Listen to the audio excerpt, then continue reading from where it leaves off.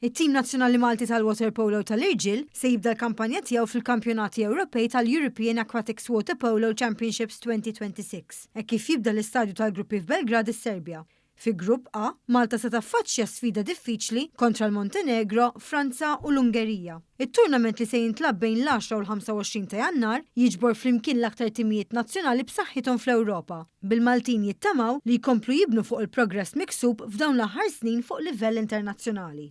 Il-partita tal-ftuħ se tara lil Malta tiltaqa' ma' wieħed mit-timijiet ewlenin tal-grupp, logħba li mistennija tistabbilixxi ton għal kampanja impenjattiva iżda mimlija tama. Dwar dan, One News tkellem mal-President tal-Assoċjazzjoni Maltija tal-Isport Akwatiku Karl Izzo li sostna li l-iskwadra ħejjiet ruħha b'mod intensiv fl-aħħar ġimgħat. Hija s-darba li qegħdin hawnhekk bħala nazzjon naħseb hija achievement li aħna nkunu gburin bih bħala sport u bħala pajjiż Malti. Nilagħbu ma' l-aqwa 16 it-tim tal-Ewropa hawnhekk ġewwa Belgrade.